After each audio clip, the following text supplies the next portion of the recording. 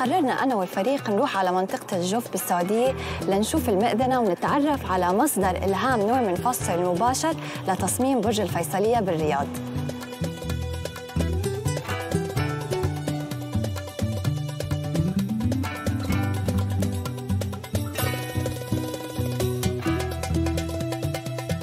ارتفاع البناء إلى الأعلى نلاحظ 3 عوارض أفقية، وهو نفس العدد في برج الفيصلية أيضاً.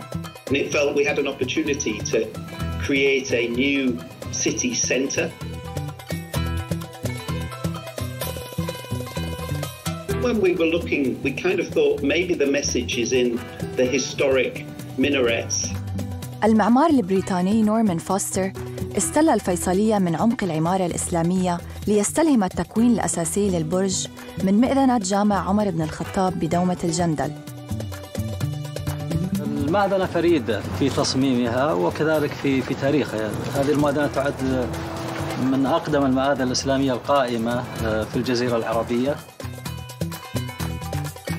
The crucial thing for us was we wanted to design an iconic tower.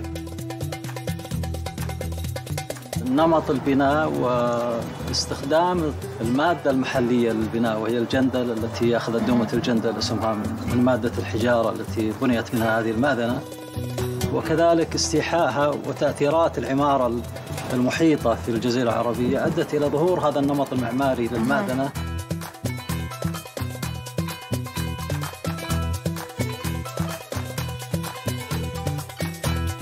نلاحظ بعض العناصر المعمارية التي نراها في الفيصلية مثل الأحجار البارزة في جسم المأذنة في المستوى الثالث والرابع والخامس. ليش برأيك نورمان فوستر اختار هاي المأذنة؟ فرادة هذا الأثر المعماري وطبيعة تصميمه ربما هي التي جعلته يختار هذا الأثر ليكون أساس لتصميم برج الفيصلية.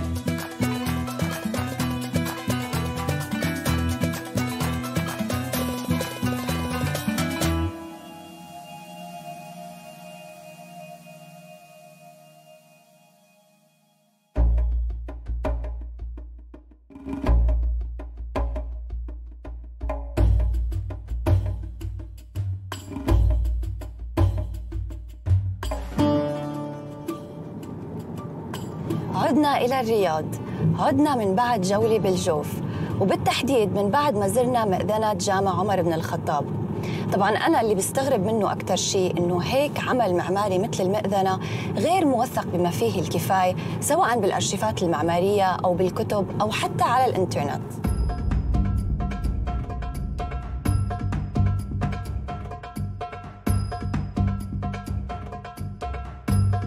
نزل برج الفيصلية على خارطة العمارة بثقل وصل إلى 10,500 طن من الحديد والإسمنت وعناصر أخرى فرضتها صعوبة التنفيذ.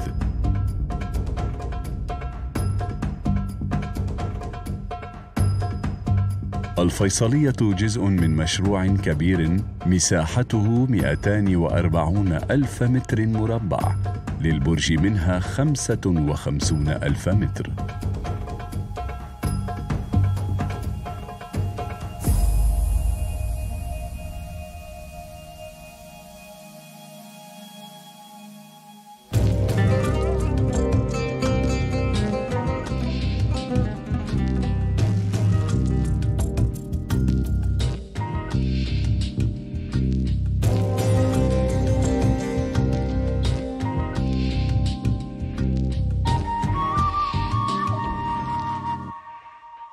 يضم البرج 30 طابق، مساحة الطابق 1500 متر في الأسفل تتناقص حتى تصبح 500 متر في الأعلى. طول هيكل البرج 93 متر. يوجد في منتصفه الأنبوب أو ما يسمى بذكور. يحتوي هذا الأنبوب على مصاعد وسلالم الخدمة وغيرها من الخدمات.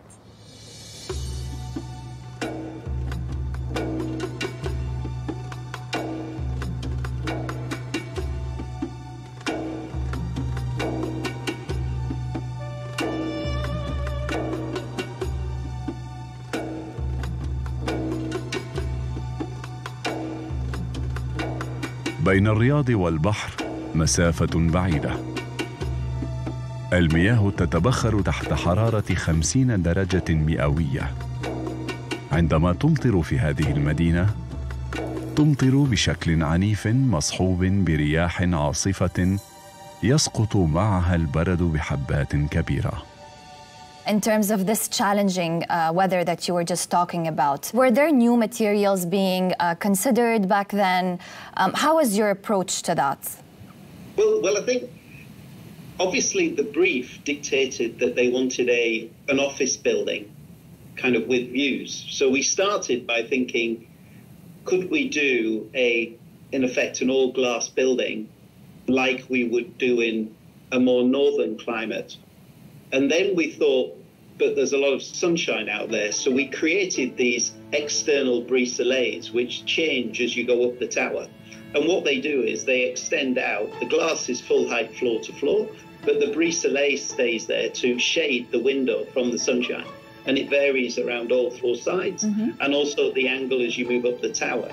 And what we were able to prove was that, in effect, we could have a glass window. You could still get the benefits of the daylight and the sunlight of the views, but it was protected from the sunshine. So it didn't mean we were overloaded with, with the requirement for cooling.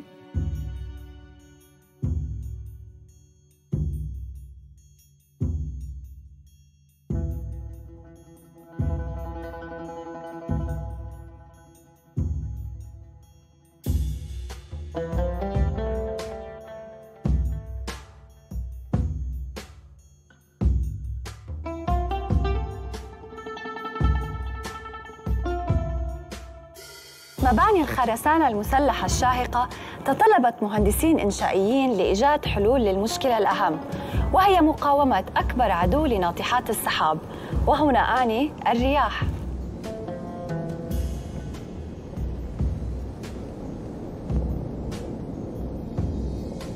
الرياح تضع المبنى تحت ضغط أفقي، وهو ما يسمى ثقل الرياح، التي يتعرض لها الجزء الأعلى وهو الكرة المغلفة بالزجاج.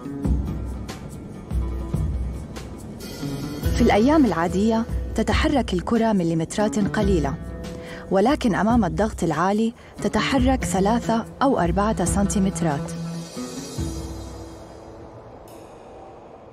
I was just getting to the high temperatures and the winds actually. So how do such factors or what role do such factors play when it comes to designing such structures? Yeah, I mean, if you look at the Al-Fisaliyah complex, you can see that the hotel, apartments and commercial buildings, they're very solid. We tried to colour them like the sand, the colour of the kind of earth in the area around the site. But we wanted the tower itself to stand out. We knew that kind of you get harsh weather conditions. Obviously there's a lot of kind of daylight sunlight, but you get a lot of windstorms. So therefore kind of we chose the material had to be quite thick. We did lots of tests. We used anodized aluminium, which is quite thick, 3 millimeters thick, so that it can take the impact from sand and without damaging the top coating.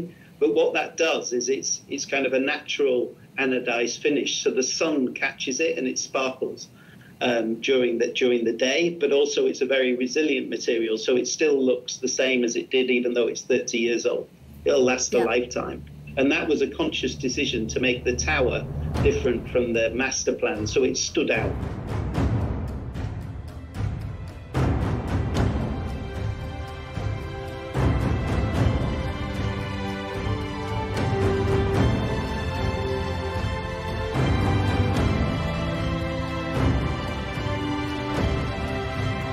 الوزن الكلي المستند على القاعدة هو 150,000 طن، وهذا الوزن هو ما يعادل 30,000 سيارة.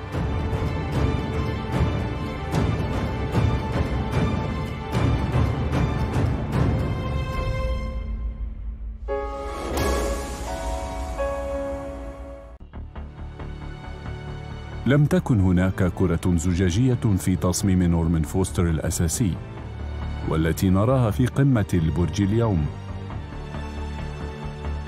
المالكون أصروا على إضافتها، ليدخل فوستر في تحد جديد إضافة إلى تحديات كثيرة واجهها في تصميم هذا المشروع. استغرقت حسابات فوستر وقتاً طويلاً للوصول إلى حلول تضع الكرة في قلب المشروع كله وتضع رمزاً أيقونياً له. Okay, so let's move on to the glass ball. So this is a very iconic geometric structure now. So when you drive nearby, and it's in gold color, so this is very eye-catchy. What is the story behind this glass ball? No, so originally when we designed the tower, it wasn't there.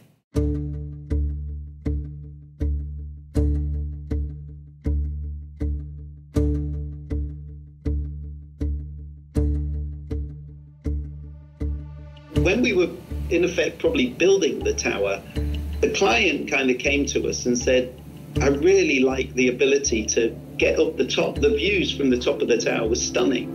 So we thought, we'll have a rethink.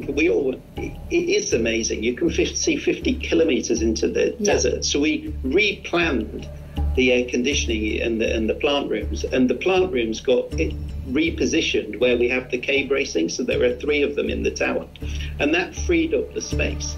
And then we wanted to create a kind of a viewing platform and a kind of restaurant that everybody, not just the people who work in the office building, could go to. Mm-hmm. And in effect, we again did many studies, and Norman did this kind of little sketch that was a 14-meter diameter ball fitted within the structure, gave it, again, as you say, its own identity at the top of the tower, unique, and we felt it worked really nicely with the profile of the tower. And then once you get inside that, you suddenly have unobstructed views of the rest of the city. So we felt that the composition of the tower plus the viewing platform and the restaurant is really good. And it's funny how it wasn't part of the original design.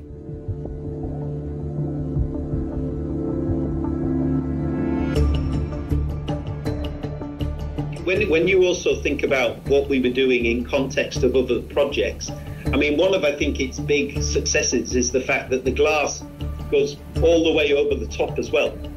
So it's actually, it's like you can see the sky as well as the panoramic views.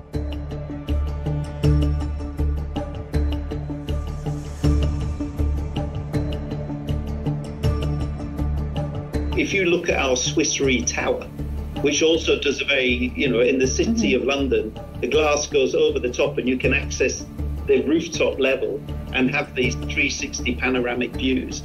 I think the الفيصلية was probably a precursor to that design. Mm-hmm.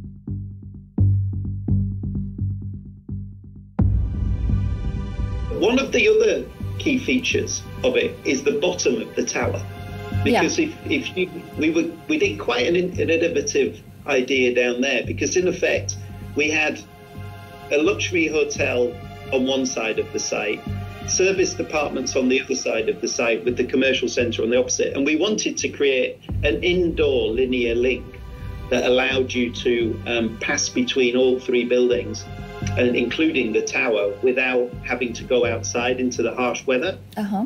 So we knew that we wanted to create a link, but in effect, if you look at the shape of the link is like 45 degrees, so that it hits and exposes the tower coming all the way to the floor.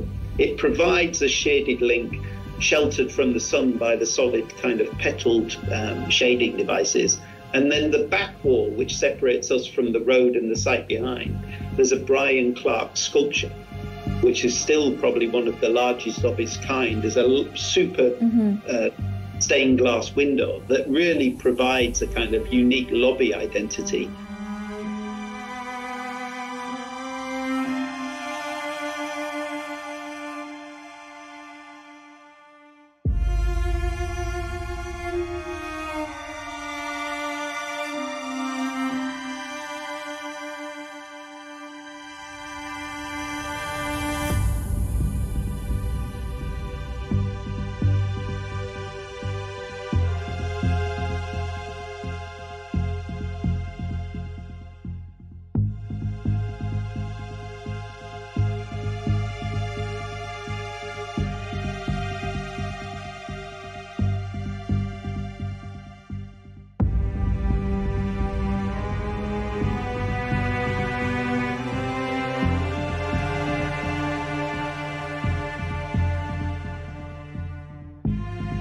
I think we're, other than to say, I guess in kind of closing, it was our first introduction to Saudi Arabia, but by no means the last. We're very proud of the fact that it's stood the test of time. It's 30 years old, but it still looks very, very new. And I think the choice of materials has really stood the test of time. It hasn't really aged, and we're very proud of it, really.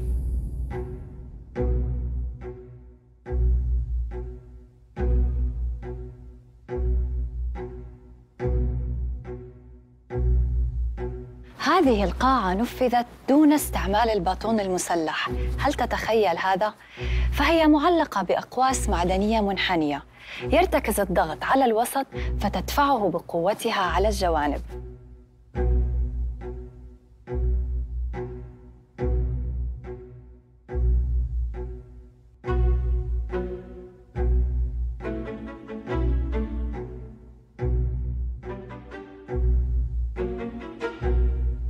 تخيلوا على هذه القاعة وفراغها يرتكز برج الفيصلية بأكمله. يا لروعة الهندسة والمهندسين. إلى اللقاء.